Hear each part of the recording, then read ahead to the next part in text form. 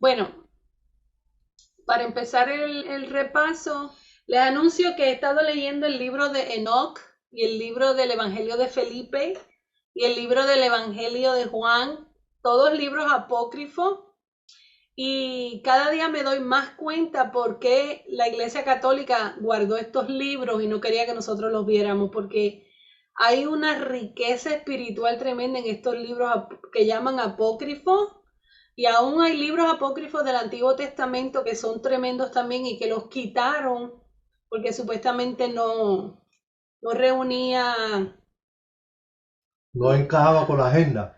o no reunía lo que se creía que era lo que se enseñaba religiosamente de quién es Dios.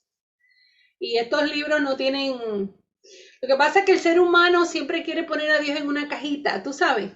Entonces cuando reciben una revelación mayor, ponen una caja más grande y meten la revelación ahí dentro. Y luego tienen una revelación mayor, entonces vuelven y creen una cajita alrededor de esa nueva revelación y sin darnos cuenta, siempre ponemos a Dios en una estructura y una cajita, ya sea mental o emocional o religiosa. Y no digo que estos libros, todo lo que dicen, 100% lo entiendo o estoy totalmente de acuerdo, pero arrojan mucha luz increíble. Grandes fiestas de Israel que son sumamente importantes entender estos principios de las fiestas de Israel, porque de aquí en adelante todo lo que vamos a estudiar nos concierne directamente a nosotros. Hasta ahora todo lo que habíamos visto era estableciendo un fundamento para entender dónde nosotros estamos parados en Yeshua. Israel tiene varias fiestas, tiene más de 3, pero aquí nos vamos a concentrar en las 3 que tienen que ver con nosotros. La fiesta de Pascua, la fiesta de Pentecostés y la fiesta de Tabernáculo. La fiesta de Pascua se cumplió en Yeshua. La fiesta de Pentecostés se cumplió el día que bajó el Espíritu Santo y bautizó con el don de lenguas, pero la fiesta de tabernáculo es la próxima que vamos a ver que se va a cumplir pronto, y esa fiesta es tremenda. Cuando empecemos ahora a estudiarlo, wow, se van a dar cuenta de todas las cosas que se están dando, que nos están llevando hacia esa fiesta.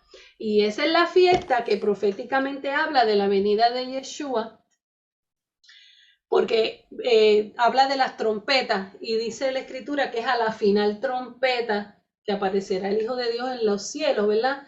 Entonces, si estudiamos esta fiesta a fondo, vamos a ver los misterios escondidos detrás de esta fiesta, y yo sé que va a ser de grande bendición. Pero yo voy a ir leyendo y vamos a ir discutiendo. Voy a empezar. Aquí hay como una pequeña introducción general y presenta las 3 fiestas corridas para tener como una visión, como verle la carita al estudio. Así que esto es una introducción, no voy a entrar en ello, voy a entrar directamente a hablar de la fiesta de la Pascua para que vayamos viendo de qué se trataba esa fiesta, aunque muchos de ustedes ya la conocen y han experimentado esto en su vida con la sangre de Yeshua en su vida, la que nos limpia de todo pecado. Pero dice así: la primera Pascua fue observada por los hijos de Israel en la tierra de Egipto en la víspera de su partida de la casa de la esclavitud al desierto. Dios había levantado a un libertador, Moisés, lo equipó con poder y autoridad para guiar a su pueblo. Muchas grandes y terribles fueron las señales y maravillas forjadas por su mano, de modo que Egipto se destruyó por completo a manos de un Dios de juicio. En esta fiesta, en esta Pascua y en estas 10 plagas que Dios trajo a Egipto, cada plaga, ustedes saben que era que derribando un dios egipcio. Cada una de esas plagas tenía que ver con uno de los dioses de Egipto. Y Dios lo que estaba realmente era avergonzando su idolatría. Este iba a ser un nuevo comienzo y una nueva experiencia para ellos, y a partir de ese día debían servir al Señor su Dios. A partir de ese día seguirían la nube de gloria de un lugar a otro, de una experiencia a otra, incluso de gloria en gloria, para prepararlos para una nueva vida como una nación separada y santa. Dios mismo instituyó la Pascua. Así es que muerte y la resurrección de Yeshua se convierte en el comienzo de una nueva vida para los hijos de Dios y que Yeshua es nuestra Pascua que ha sido sacrificada por nosotros. En la noche de la salida de Israel de Egipto, se les instruyó que tomaran un cordero por cada casa. Este cordero tenía que estar sin mancha, tenía que ser sacrificado y la sangre debía ser aplicada al poste de sus puertas. La carne tenía que ser devorada y la gente tenía que estar lista para salir. La fiesta de la Pascua se cumplió en Yeshua Mashiach y nuestro cordero pascual es suficiente para todas nuestras necesidades. Segunda de Corintios 9:8 dice: y poderoso es Dios para hacer que abunde en vosotros toda gracia, a fin de que teniendo siempre en todas las cosas todo lo suficiente, abundéis para toda buena obra. Y sabemos que fuimos redimidos por la preciosa sangre de Mashiach, como de un cordero sin mancha y sin contaminación, como dice 1 de Pedro 1:18 y 19. Sabemos que es la sangre la que hace expiación por el alma y sin derramamiento de sangre no se hace remisión. Hebreos 9:22. La sangre tenía que aplicarse al poste de la casa. Debemos aplicar la sangre por fe.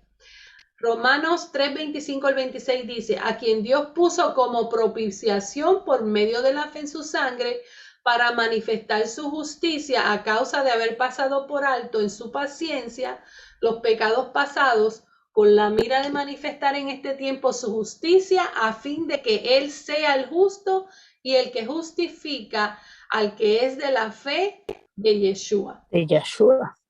Y amén, amén.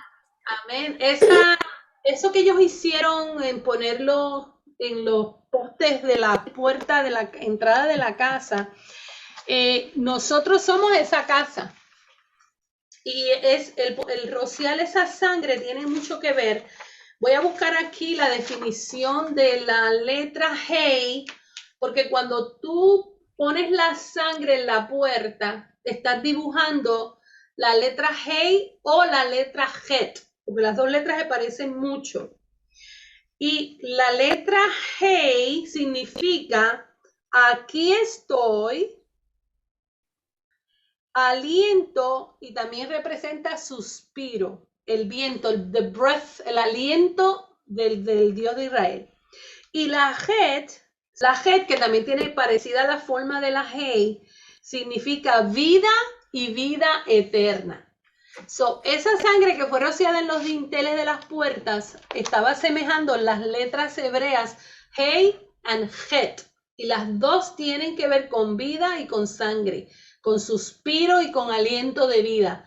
Entonces, eso es lo que cuando la sangre de Yeshua es aplicada en nuestra vida, eso es lo que viene a nuestra vida. La vida de Dios te llena la casa. ¿Y qué pasa? Cuando el enemigo ve que la sangre de Yeshua ha sido rociada sobre tu vida, ¿qué sucede? No entra. Dice, aquí ya hay alguien que murió por esta persona. Exacto. Entonces no hay muerte para esta persona porque ya uno murió por ella.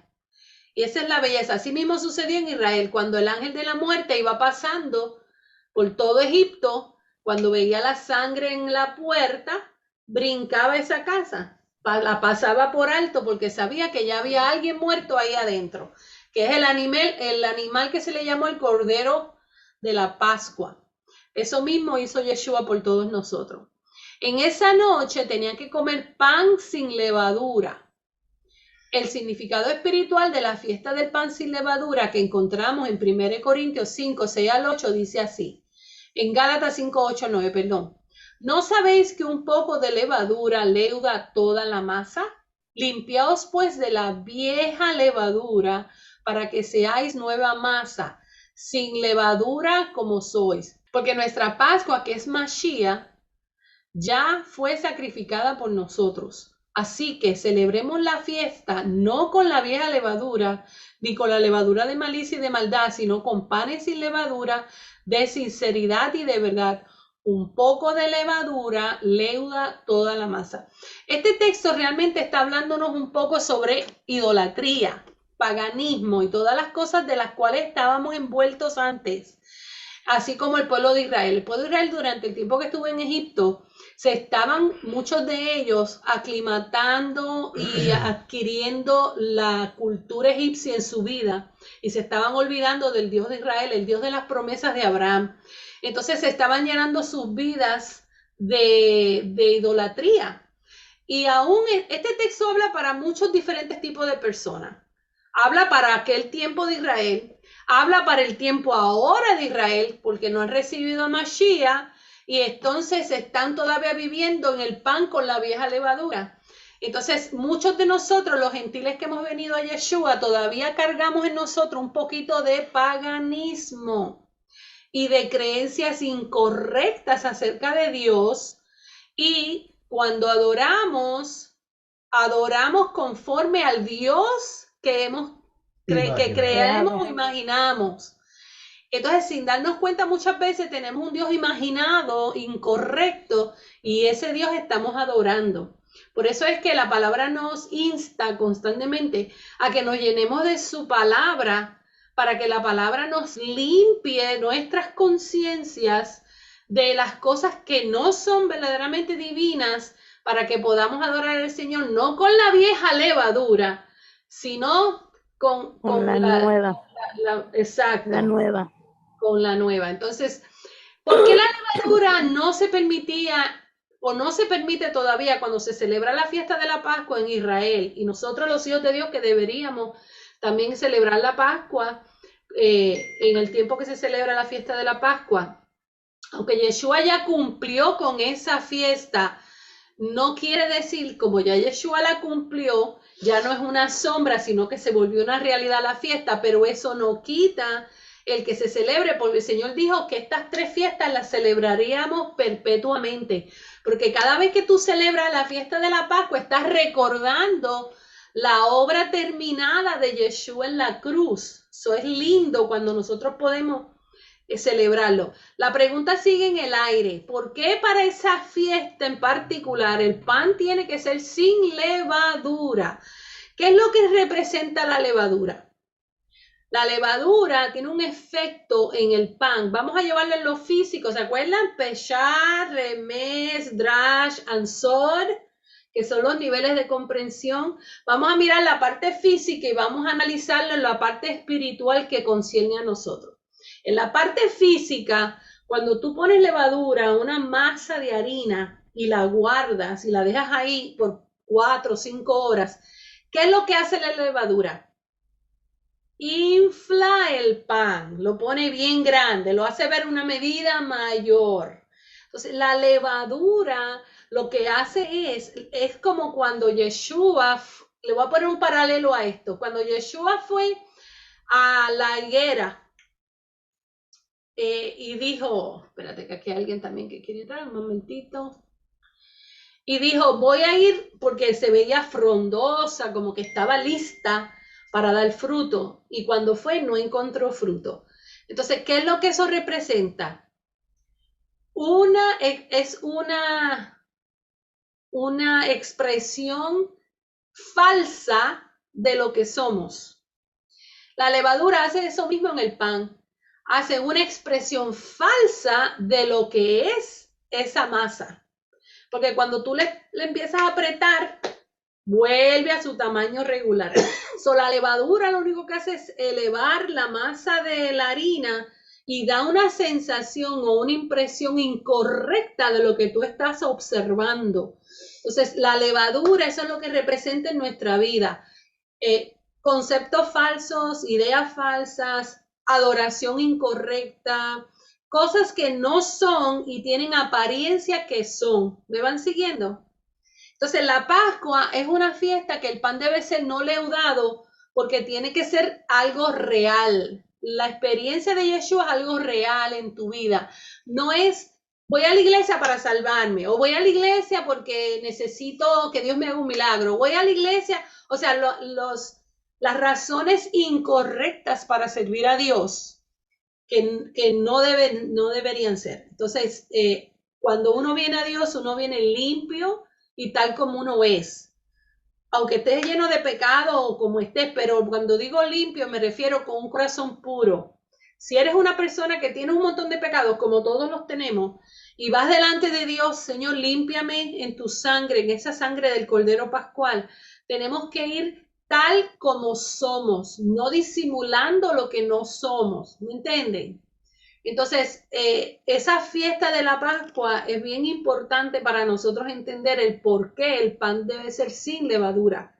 Sin embargo, en el tabernáculo de Moisés, en el lugar santo, el pan sí tenía levadura. Entonces uno se pregunta, ¿por qué en el lugar santo el pan era leudado, que era un lugar santo, y en la fiesta de la Pascua no puede usarse levadura? ¿Alguien tiene una idea de por qué eso sería así?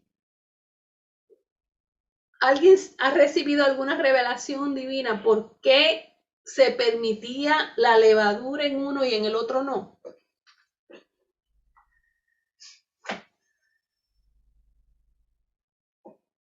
Bajen las manos, bajen las manos. El mandamiento que el Eterno le dio fue que prepararan rápido, ¿no? Que comieran rápido. Ajá.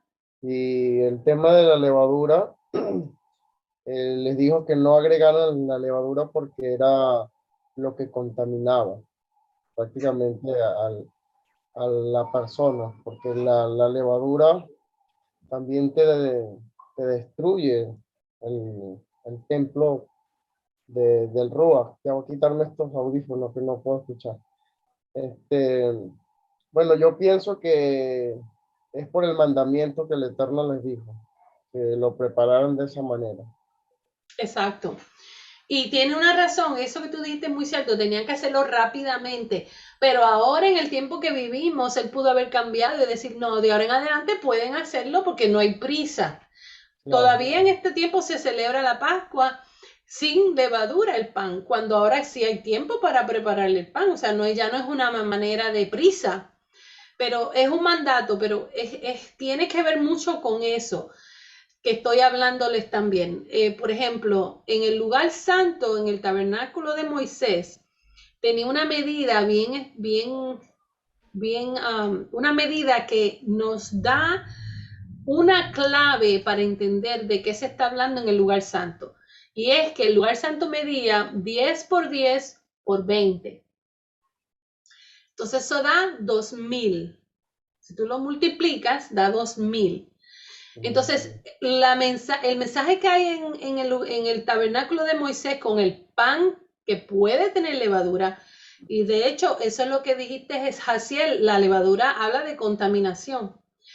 Es que Dios ya nos venía diciendo que iba a haber iban a haber un tiempo en la historia humana de 2000 años donde su palabra iba a ser contaminada. Qué casualidad que de Yeshua para acá hay 2000 años. ¿Y quién se ha apoderado de la revelación de la Torá en estos 2000 años que no ha sido Israel? El pueblo gentil, la iglesia del Señor. Y que Dios nos está diciendo que durante esos 2000 años el pan iba a estar contaminado. ¿Y que nos está hablando del pan? El pan habla de la palabra, la Torá. La Torá de Dios iba a ser contaminada por 2000 años y solamente por dos cosas que había más en el lugar santo era que se podía descifrar la verdad de la mentira. El altar del incienso, que significa oración, y el candelero de oro, que representa iluminación y revelación divina. El pan leudado por 2000 años, la iglesia ha estado comiendo pan leudado, pero los hijos de Dios, aquellos que buscan su rostro en oración y en intimidad y que estudian su palabra y se meten en su palabra, Él les promete, porque esos tres estaban en el mismo lugar, en el mismo cuarto. Entonces, el Señor nos está prometiendo que para aquellos que oran y buscan su presencia y su comunión con Él, y aquellos que reciben la revelación divina, van a comer pan leudado, pero van a poder sacar el provecho espiritual y sacar a un lado lo que no es. El Espíritu de Dios nos dirige y nos enseña qué es y qué no es. Entonces, lo que no es lo desechamos y lo que es lo que aprovechamos de ese pan.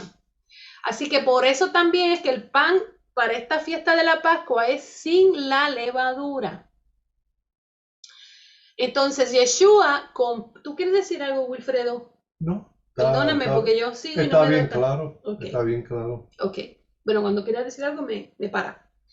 Yeshua compara la doctrina de los fariseos y los saduceos con la levadura, debido a su mala influencia. Mateo 16:6. Observar la fiesta del pan sin levadura, por lo tanto, es vivir una vida libre de las influencias corruptas del pecado y la carne. Esta fiesta es significativa para pasar a Pentecostés y luego a tabernáculos. Esto es un proceso de crecimiento. Tú no puedes experimentar tabernáculos si todavía no has experimentado Pascua. El plan de Dios es siempre guiarnos de gloria en gloria y de una experiencia a otra en un orden divino. En Lucas 22:1 dice, ahora la fiesta del pan sin levadura se acercaba, que se llama la Pascua. O sea, que este pan sin levadura era tan importante que los judíos le llaman lo mismo Pesach, que es Pascua, como que le llaman el pan sin la fiesta de los panes sin levadura. Porque para ellos es bien importante que esta fiesta se celebre con un pan sin levadura. Así de importante es.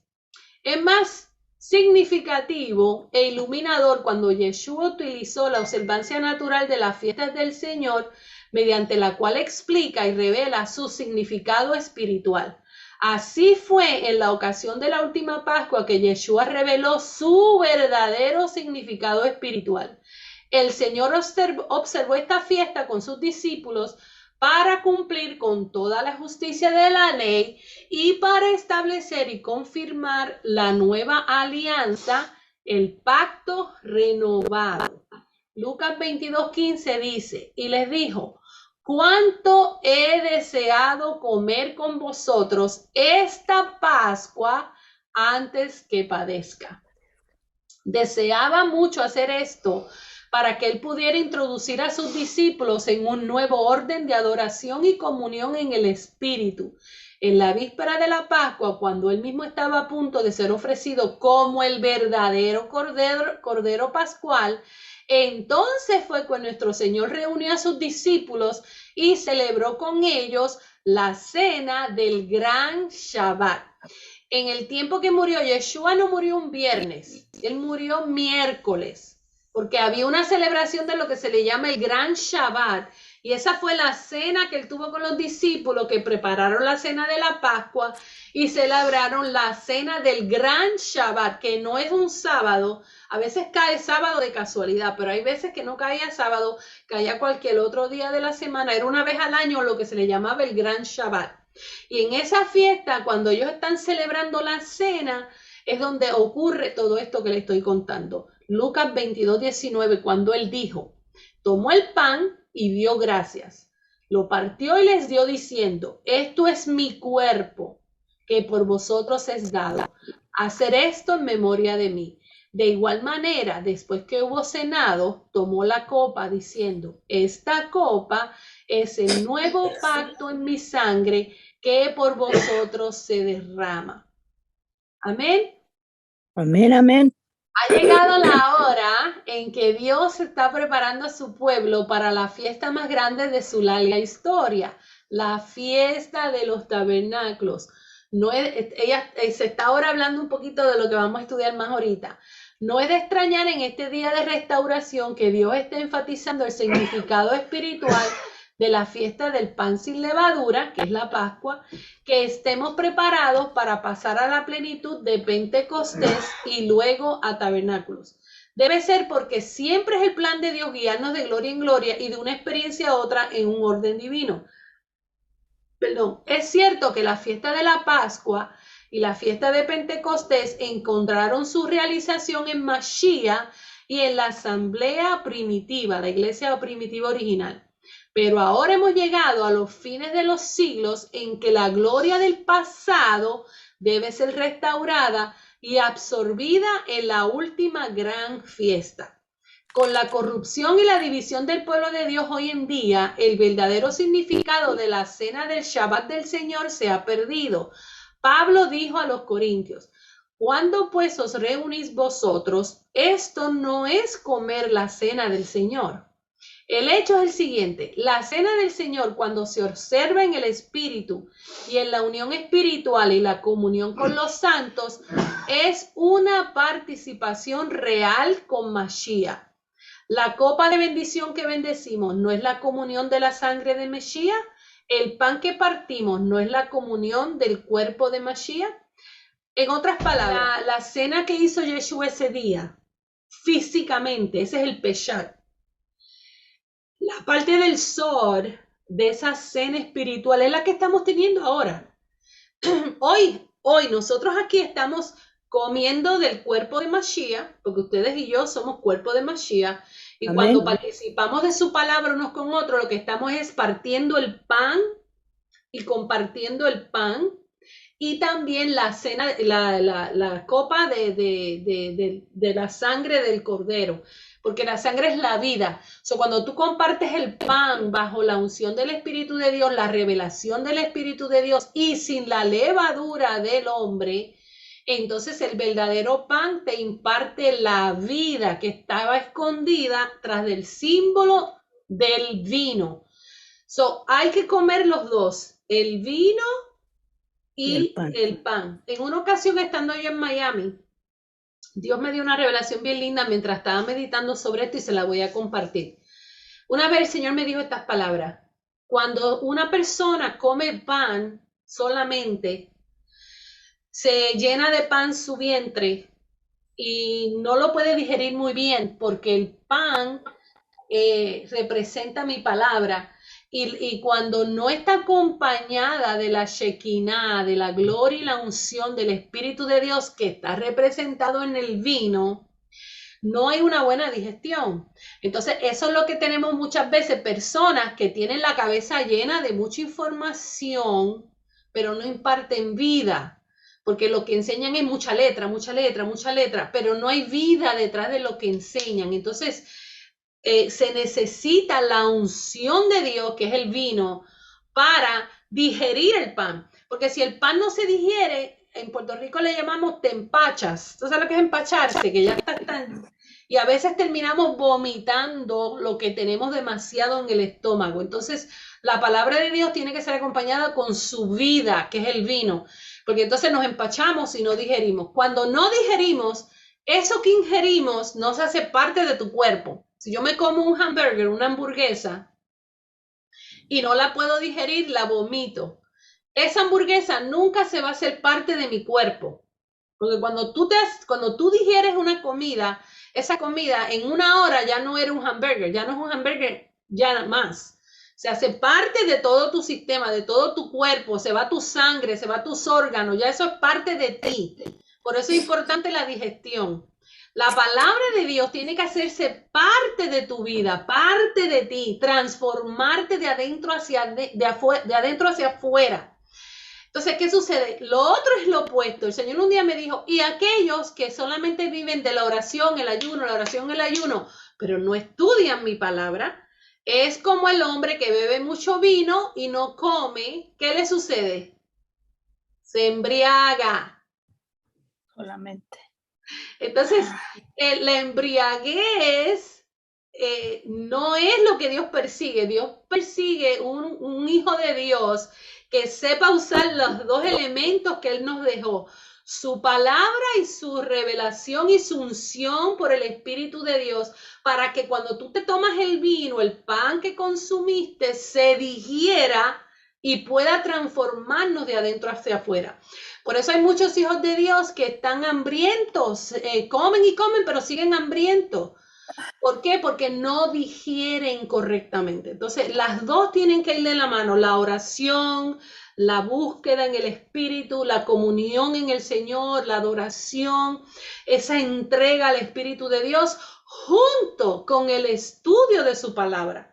Y por eso es que hay tanta gente raquítica en el pueblo de Dios, porque no estamos haciendo la cena del Señor correctamente. De hecho, Pablo lo dice, por eso muchos están que enfermos y otros muertos, porque no están participando de la cena del Señor correctamente. Entonces, por lo tanto, sin esa participación espiritual y sin esa comunión, en realidad no sería la cena del Shabbat. Los corintios participaron de los elementos de la comunión, lo mismo que muchos hoy en día, pero no fue realmente la cena del Shabbat, porque en su carnalidad no entendían su verdadero significado y en lugar de apropiarse de Mashiach, se volvieron débiles y enfermizos y muchos incluso murieron. Ahora mismo estamos comiendo la cena del Señor, porque lo que es físico que hacemos en la iglesia, que comemos un pedacito de pan y nos tomamos un poquito de vino, ese es el símbolo.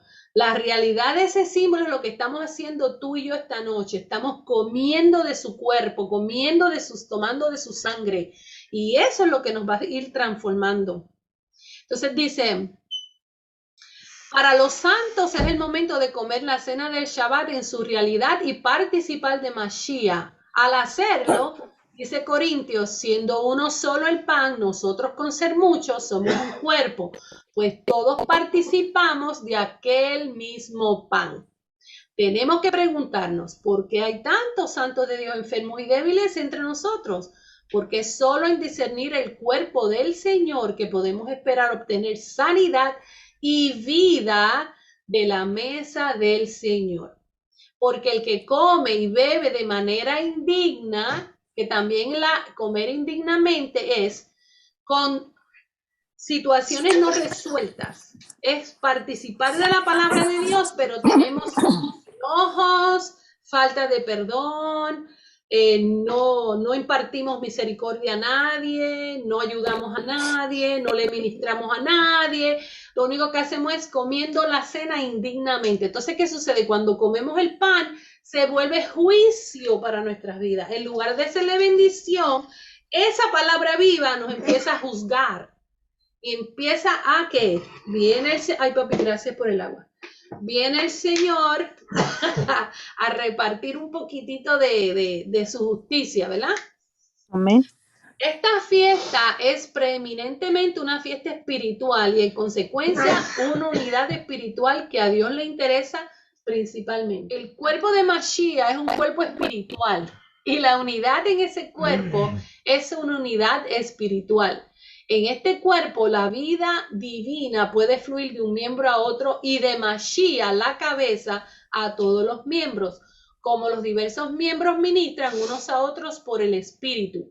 Y Mashiach, que es Cristo, el jefe, ministra a todo el cuerpo por el mismo Espíritu. Por lo tanto, festejar el pan sin levadura es vivir en verdadera comunión y una comunión genuina con todos los santos, reconociendo su ministerio ordenado por Dios en el cuerpo de Mashiach, que somos tú y yo, y dando honor unos a otros con mansedumbre y humildad. Yeshua oró una oración a su Padre y dijo, Padre, para que sean uno como nosotros. Tenga la seguridad de que esta oración será contestada. Finalmente seremos uno. Hasta aquí estamos bien. Amén. Amén.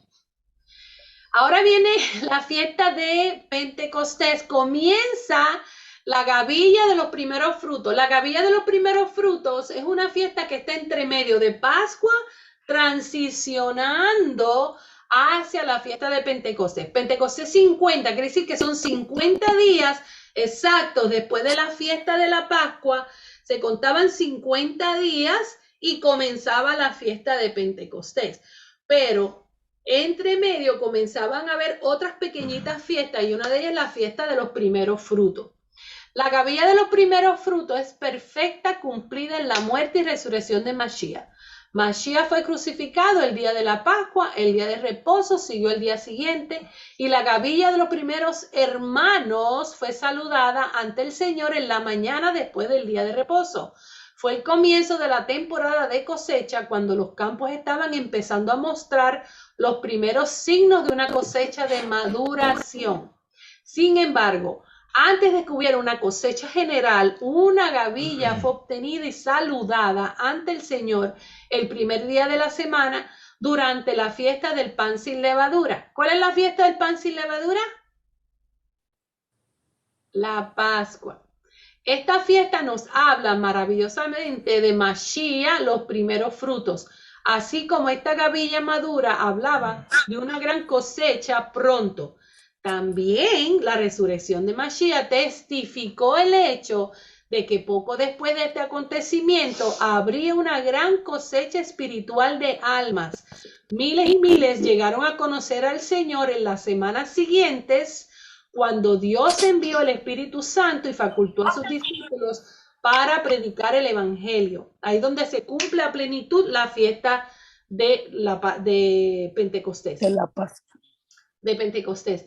Yeshua dijo, excepto que un maíz de trigo cae al suelo y muere, permanece solo, pero si muere, trae mucho fruto. Miren qué cosa más bella. ¿Sabe que 50 tiene el número 5? El 5 significa gracia. Entonces, inmediatamente que Yeshua muere y resucita, la próxima fiesta es los primeros frutos.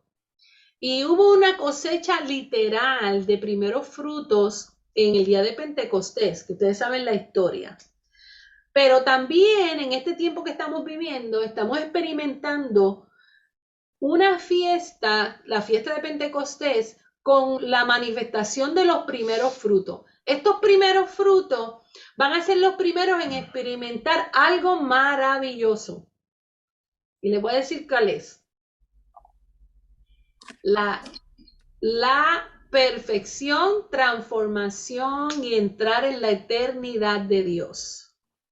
Eso van a ser los primeros frutos. Y estamos entrando en esa fiesta porque esta fiesta es la que después le precede, si le precede, la de tabernáculo, que es cuando Dios viene completamente a morar en el ser humano. Y ya no vamos a vivir en una choza, sino en un hermoso templo, que de eso es que nos habla Salomón y Moisés. Moisés hizo un tabernáculo y Salomón hizo un templo. Por ahora estamos viviendo en un tabernáculo hecho de madera y de tela y temporal, que se quitaba y era movible, se movía por todo el desierto. Y en este desierto que estamos cruzando, andamos en un tabernáculo temporal que se monta y se desmonta. Pero en tabernáculo vamos a ser cambiados de un tabernáculo a un templo hermoso, en donde estaba todo lleno y cubierto de oro y de plata. Oro y plata, hablándonos de ¿qué? Eternidad. Esta es la fiesta que estamos por entrar pronto. Pero voy a seguir leyendo porque se pone bien interesante. En su primera venida salió llorando con una semilla preciosa. En su segunda venida vendrá regocijándose en el tiempo de cosecha, trayendo sus gavillas con él. Las gavillas en este tiempo de cosecha son las almas redimidas que llegan a buen puerto por las buenas nuevas, la mesorá. Lo que mesorá es la palabra para evangelio en griego. Los primeros fueron siempre los más elegidos, los más importantes, los primeros, los mejores y los preeminentes de todo lo que había que seguir. Los primeros frutos o las primicias fueron siempre santos para el Señor. El primogénito del hombre y el primogénito de la bestia fueron siempre santificados y presentados al Señor. Eran claramente y únicamente suyos. En el Sefer, libro, Sefer significa libro, en el Sefer de Matillahu, que es Mateo, en el capítulo 27, 52 al 53, nos dice lo siguiente: las tumbas fueron abiertas y muchos cuerpos de los santos que dormían surgieron y salieron de las tumbas después de su resurrección. Eso es lo físico. La palabra gavilla significa un manojo de cosas del mismo tipo. Así Mashiach fue el primero aquí en la vida de resurrección de esta compañía resucitada de santos. Esta compañía de santos, criados corporalmente con él en su resurrección, podría, junto con él, ser visto como la gavilla. En Apocalipsis 14:4 dice, los 144,000 israelitas redimidos como los primeros que le son a Dios y al Cordero. Esta gavilla iba a ser llevada a la casa del Señor y saludada en presentación ante Hashem. Habla de la ascensión de Mashiach a la casa del Padre Celestial, al verdadero tabernáculo y al templo. Cuando estaba a punto de ascender después de su resurrección, le dijo a María que no lo tocara porque aún no había ascendido al Padre. La tumba vacía testificó el hecho de que la gavilla de los primeros frutos, sus primeros hermanos, había sido cosechada y saludada ante el Señor en su santuario celestial. Aquí tengo que hacer un pare porque esto está poderoso. Tremendo. Sí. ¿Te acuerdan cuando Dios le decía a Moisés, asegúrate de hacer las cosas tal como se te explicó Bien. en el monte, en la montaña? Y con las medidas exactas, porque este tabernáculo terrenal es un ejemplo o una copia del verdadero tabernáculo que está en los cielos, del cual Yeshua era ese tabernáculo. Cuando Yeshua vino aquí, murió, y María fue a tocarlo, le dijo, no, todavía no me toques, porque no he subido a mi Padre. ¿A qué tenía que subir? Él tenía que subir como sumo sacerdote, entrar a su propio tabernáculo en los cielos, que es el verdadero tabernáculo del cual Moisés hizo una copia, y allí poner de su sangre misma en el lugar santísimo para lograr la redención, no de él solo, de la humanidad completa. Así como hacía el sumo sacerdote, que ponía las sangres en el lugar santísimo para beneficio de todo Israel. Ahora Yeshua lo hace para beneficio de toda la humanidad. Así que hay un verdadero tabernáculo no hecho de manos, a donde él subió en los cielos y allí mismo derramó de su sangre. ¿Me van siguiendo? Amén. Ok. Entonces, el único gavillado fue representativo de los elegidos de Dios que se reunirían junto con él en esta última generación. ¿Ve por qué es importante en este tiempo adquirir sabiduría, adquirir inteligencia, adquirir conocimiento? Este conocimiento que estamos adquiriendo aquí te va a seguir por el resto de tu vida hasta la eternidad. De hecho, Amén. la manera más rápida de crecer y aprender los misterios divinos no es en el cielo, es aquí en la tierra. Capítulo. Gloria a Dios. Porque cuando tú estás en la eternidad, en Dios, tú eres uno con el todo. Pero cuando tú vienes aquí a la tierra y se te regala, se te obsequia un vaso de barro, que es tu cuerpo, para contener un alma, esa alma, este vaso de barro tiene una personalidad, que es lo que le llama la Biblia la mente carnal, que simplemente es una mente natural, que dice Pablo que no puede percibir las cosas que son del espíritu. Esta mente natural tiene su propia personalidad. Entonces, tú sales de Dios, de la fuente completa, tú sales del todo, entras en un vaso que te da una personalidad para que tú puedas observar desde afuera, aunque estás adentro todavía, porque no hay nada fuera de Dios, pero puedes observar, es como cuando tú te observas frente a un espejo. Tú tratas de recordar tu imagen y no puedes hasta que te miras en un espejo y ahí es que tú te recuerdas de quién tú eres, ¿verdad que sí? ¿Por qué será que tú puedes pensar en cualquier persona y la recuerdas exacta como es? Pero tratas de recordar cómo es tu rostro y no puedes hasta que te miras en un espejo. ¿Ustedes se han dado cuenta de eso? Sí. Haga un ejercicio. Adriana y Lupe y Jaciel, Pastor Jaciel, piensen en su cara y se le hace difícil recordar su rostro hasta que entonces se mira en un espejo. Eso es símbolo de lo que le estoy hablando. Cuando tú sales del todo y entras en esta personalidad, desde aquí observas al todo y puedes empezar a entender cosas que cuando estás en el todo no lo ves igual. Porque de ahí viene el árbol de la ciencia del bien y del mal para que puedas crear un balance de bonito, feo, alto, bajito, Bajo. bueno, malo, blanco, negro. El árbol de la ciencia del bien y el mal es un instrumento para que tú puedas comprender muchas cosas que cuando eres parte del todo no las vas a comprender igual o no las ves igual. ¿Tú quieres decir algo, Adriana? Experiencia, es la experiencia, ¿no? Exactamente. Estás ahora experimentando a Dios, experimentando su palabra, experimentando su Shekinah, experimentando su gloria. Siempre pongo el ejemplo de cuando vas al mar. Cuando vas al mar, todo es la misma agua.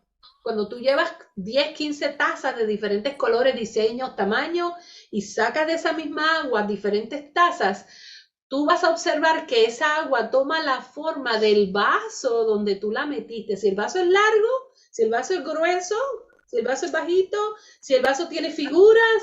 Entonces, esa agua se adapta al vaso en donde la estás metiendo y estás comenzando a tener una visión distinta de lo que es capaz esa agua que está allí en el mar. Toma formas, colores y diseños. ¿Ves? ¿Entiendes? Cuando nosotros venimos a este mundo físico, es donde más rápido podemos avanzar en el conocimiento espiritual de quiénes realmente somos. Y la meta mayor que tenemos todos nosotros como hijos de Dios y como santos de Dios es entender lo que es la unidad. Porque cuando tú estás en el todo, eres una unidad perfecta. Pero cuando tú estás en un vaso de barro, junto con otro vaso de barro, qué difícil se nos hace entender la unidad. Y tú no valorizas algo hasta que no lo experimentas. Entonces, el yo experimentar hacerme uno con Wilfredo, que llevo 40 años y todavía estamos como un 50%. Esa experiencia de hacerme uno con otra persona es lo que me va a dar a mí el valor de lo que es la unidad divina. ¿Me entiendes? Por eso es que se avanza muy rápidamente. Amén. Cuando pasamos por el proceso de la vida aquí, física en el planeta Tierra. Vamos a ver la fiesta de Pentecostés, que se le llama en hebreo Shavuot. La fiesta de Pentecostés fue la segunda de las 3 fiestas anuales de Israel. Se llama la fiesta de la cosecha. Y valgo la aclaración, hay fiestas de Israel que se pueden celebrar donde quiera. Los judíos que viven en otros países, pero saben que son judíos, celebran cualquier otra fiesta en cualquier parte, pero hay fiestas que tienen que ser celebradas en Israel. Tú tienes que ir hasta Israel a celebrarlas. Y son las 3 fiestas del Señor. Pascua, Pentecostés y mayormente Tabernáculo. Esa es la más importante que hay que celebrarla en Israel. Por eso los judíos viajan para Israel a celebrar estas fiestas. Entonces, especialmente la de Tabernáculo. De hecho, Tabernáculo siempre se celebra entre finales de septiembre y principios de octubre, porque va con la luna nueva. Tienen que esperar hasta que salga la luna nueva para comenzar la fiesta. Esa fiesta no se puede celebrar si no es allá. Tiene que ser en Israel. Por eso durante ese tiempo casi no permiten turismo, porque Israel se llena a capacidad de judíos que van a ir a celebrar la fiesta. La fiesta de Pentecostés fue la segunda. Se llama la fiesta de la cosecha, de los primeros frutos. ¿Se acuerdan? La otra es las fiestas de los panes sin levadura, que es Pascua. Esta es la fiesta de Pentecostés, que también se le llama la fiesta de la cosecha, de los primeros frutos o la fiesta de las semanas. O primicias. O primicias. 51. Pentecostés significa cincuentena. Fue porque la fiesta comenzó el 50º día después de la Pascua. Yeshua continuó con sus discípulos durante 40 días hablando de las cosas concernientes y relativas al reino de Dios. Yeshua cumplió la fiesta de la Pascua en sí mismo, resucita, y después que resucita va arriba al Padre, hace lo que tenía que hacer, baja y está 40 días. Ustedes se preguntarán, ¿y por qué no estuvo los 50? Vamos a ver. Dice, hablando de las cosas concernientes y relativas al reino de Dios. Luego partió al cielo a la presencia divina, y después de 10 días, en el momento de la fiesta de Pentecostés de Israel, envió el Ruach HaKodesh, el Espíritu Santo, sobre los discípulos que esperaban. Pentecostés fue una nueva fiesta. Y dice aquí en Levítico, ofrecéis una nueva carne o comida, ofrenda al Señor. Una vez que el hombre está justificado, que pasa por Pascua, Dios le invita a recibir una nueva experiencia en el Espíritu Santo, mediante la cual puede ofrecer una nueva ofrenda al Señor. Se le invita a beber en el Espíritu de Dios y a bautizarse con el Espíritu Santo. En justificación, el hombre es indultado. En esta nueva experiencia está facultado para el servicio. Los primeros discípulos fueron limpiados por la palabra que Yeshua les había hablado durante su ministerio terrenal. El día de la resurrección, y habiendo dicho esto, sopló y les dijo, recibid el Espíritu Santo. Respiró sobre sus discípulos el aliento de la vida espiritual y pasaron de muerte a vida. Esta experiencia, sin embargo, no fue suficiente a través de equiparlos para las grandes y poderosas tareas que estaban justo delante de ellos. Así el Señor les dice, estando juntos, les mandó que no se fueran de Jerusalén, sino que esperasen la promesa del Padre, la cual les dijo, oísteis de mí, porque Juan ciertamente bautizó con agua, mas vosotros seréis bautizados con el Espíritu Santo dentro de no muchos días. Fueron 10 días. Así que se quedaron en Jerusalén por la promesa del Padre, y después de 10 días el Espíritu Santo cayó sobre ellos y literalmente los transformó de vasos débiles y humildes a los poderosos apóstoles de la verdad, el poder y la autoridad. Dejaron de ser discípulos y se convirtieron en apóstoles. En Éxodo 23:16 se llama la fiesta de la cosecha. Se llama así porque acababan de completar la cosecha de su grano. La gavilla ya había sido saludada ante el Señor 50 días antes, anunciando la venida de la cosecha. Y ahora había llegado la época de la cosecha. ¡Y qué tremenda cosecha hubo! Se añadieron 3,000 almas a los discípulos. Unos días más tarde hubo otra cosecha y nos dicen que unos 5,000 hombres se agregaron. Grandes y poderosas señales y milagros fueron forjados entre el pueblo. Pentecostés significa una gran cosecha, pero en comparación con la gloria que se avecina, en realidad no es más que una cosecha de primeros frutos. Ahora, miren qué cosa tremenda. Hubo unos primeros frutos o primicias en la resurrección, ¿verdad que sí? Dice que resucitaron junto con Yeshua unos cuantos. Luego en Pentecostés, un grupito primero empezó con la gran unción del Espíritu Santo que los capacitó para la tarea que tenían que llevar a cabo. Luego en tabernáculo es cuando el Señor, cuando Dios mismo viene a habitar en el mundo entero. Así que tenemos que ubicarnos en este tiempo que estamos viviendo, en qué lugar estamos nosotros aquí en profecía. ¿Seremos de los que vamos a participar de la fiesta de tabernáculos junto con el resto de la humanidad o seremos de los primeros frutos? Los que resucitaron a nueva vida y fueron transformados y entraron en la eternidad de Dios. Esos que entran en la eternidad de Dios. Por eso Yeshua dijo, no temáis, manada pequeña, porque al Padre le ha placido daros el reino. Siempre hemos confundido reino y salvación. Darnos el reino es esos primeros frutos, esas gavillas primeras que saludaron al Señor como primicia de lo que vendría después en la fiesta de tabernáculo. Quiere decir que va a haber un grupo de personas, una manada pequeña que van a ser los primeros frutos, que van a experimentar la transformación de los cuerpos y la eternidad de Dios estando en la tierra todavía, que son los que van, los vasos de honra que van a ser usados por Dios poderosamente para cuando venga el gran derramamiento que se profetizó, que sería la lluvia temprana y tardía junta en una sola, más poderosa que las anteriores. Y no se termina ahí, porque de toda esa gran cosecha, después viene el resto de la humanidad en tabernáculo. ¿Están viendo la secuencia? Cada uno de nosotros nos ubicaremos y oraremos y le preguntaremos al Señor a qué grupo pertenecemos. Tu corazón te va a decir a qué grupo perteneces, de acuerdo a la pasión que hay en ti por buscar su presencia, la pasión que hay en ti por conocerlo, la pasión que hay en ti por ser un vaso de honra usado poderosamente en los tiempos finales. Lo que pasa es que hemos malinterpretado la palabra escogidos.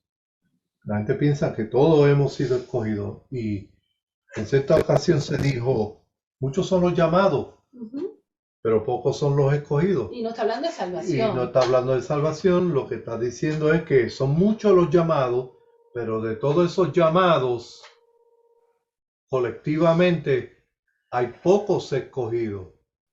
Y hay, otra palabra es elección. Esa es otra palabra muy importante. Y cuando la leemos, todo el mundo en general entiende, oh, está hablando de mí. ¿No? ¿Cómo tú lo sabes? ¿Cómo saber que uno es parte? Porque otra que puedo añadir es el remanente fiel. ¿Quién es el remanente fiel? Es totalmente diferente a la parte colectiva del pueblo de Israel. ¿Entiendes? Entonces, yo he entendido que mucha gente no responden al llamado cuando Dios le hace un llamado y es escogido. Hay gente que van a decir que no, y hay otros que van a decir que sí. Entonces, al uno decir que no, automáticamente ya tú tomaste la decisión, Dios la respeta, tú vienes a ser parte de la masa. Mira, no es casualidad que nuestro Señor dijo, el reino de los cielos es semejante a una mujer que tomó 3 medidas de trigo o de harina. ¿Verdad que sí? 3 medidas. ¿Por qué 3 medidas? Bueno, no está hablando Está hablando de 3 grupos. Está hablando del atrio, está hablando del lugar santo y está hablando del lugar santísimo. No todos desean estar en el lugar santísimo porque cuando se sientan a la mesa y empiezan a calcular, dicen, no, esto es un precio muy alto. Y dicen, yo de lejito acá cojo mi agua en el lugar santo o en el atrio, ¿entiendes? Pero, ¿cuál es el plan de Dios para tu vida? Eso es lo que importa. Y necesitamos que nos sea revelado para ubicarnos. Mira, en cierta ocasión Jesús dijo, en Juan 2:46, él dice, destruid este templo y en 3 días lo edificaré. Todo lo que Dios hace, lo hace en 3. ¿Por qué razón? Porque sencillamente denota con que el cumplimiento o el completamiento o la madurez. ¿Por qué dijo unos a 30, unos a 60 y otros al 100? Y otros al 100 por uno? Porque esa es la voluntad de Dios, que lleguemos a la máxima expresión en Dios. Pero hay otros que se van a conformar con 60 y otros con 30. Y como decían en la escuela, ese pasó el examen raspando. ¿Entiendes? Entonces todo esto es para llevarnos simplemente a que se logre la plenitud de aquel que lo llena todo. Amén. Eso es lo que hay que desarrollar, la plenitud de aquel que lo llena todo. Amén. Eso es lo importante. Y Yeshua dijo, Lupe se durmió. Despierta, tú que duermes. Lupe está dormida. Ay, sí, estoy bien cansada ya. Está cansadita. Yeshua dijo que los primeros serán postreros y los postreros primero. ¿Quiénes fueron los primeros? Postreros. Los primeros Los fueron postreros Israel. eran, ajá, Los hebreos fueron los primeros Israel. llamados. Y nosotros los gentiles fuimos los postreros. Pero él Son dice los que los últimos. primeros serán postreros y los postreros serán primeros. Por tanto, en esto que les estoy hablando, miren cómo yo lo veo. Puede que estoy equivocada y puede que en un tiempo más adelante, porque la revelación de Dios es progresiva. Y uno no debe quedarse en una revelación y decir, no, esto es, porque eso es lo que he enseñado siempre. No, tiene que ser uno humilde y decir, fíjate, yo pensaba así, pero Dios me ha mostrado este otro camino. Al decir, Pero por ahora lo que yo veo es esto. Los primeros serán postreros y los postreros primero. Lo que yo veo es que Israel, que fue llamado primero, terminó postrero en el segundo grupo. Porque el primer grupo van a ser las primicias que habla de cuando Yeshua resucitó. Hay unas primicias que van a experimentar algo parecido. Luego en Pentecostés va a haber otro grupo que yo considero que está hablando de Israel. Y luego que Israel y nosotros seamos uno, investidos de poder de lo alto, entonces la gran fiesta de tabernáculo aparecerá el Hijo del Hombre en las nubes junto con nosotros para entonces establecer su reino en el resto de la humanidad, que eso es tabernáculo, que es cuando Él viene a habitar en la tierra y hacer su reinado en la tierra. Así se quedaron en Jerusalén por la promesa del Padre y después de 10 días el Espíritu Santo cayó sobre ellos y literalmente los transformó de vasos débiles y humildes a los poderosos apóstoles de la verdad y poder y la autoridad. En Éxodo 23:16 dice, se llama la fiesta de la cosecha. Se llama así porque acababan de completar la cosecha de su grano. La gavilla ya había sido saludada, ¿ve?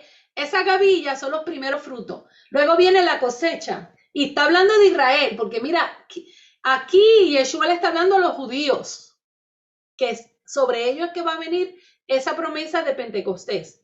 Después dice, la gavilla ya había sido saludada ante el Señor 50 días antes, anunciando la venida de la cosecha, y ahora había llegado la época de la cosecha. Y qué tremenda cosecha hubo. Se añadieron 3,000 almas a los discípulos. Unos días más tarde hubo otra cosecha y nos dicen que unos 5,000 hombres se agregaron. Grandes y poderosas señales y milagros fueron forjados entre el pueblo.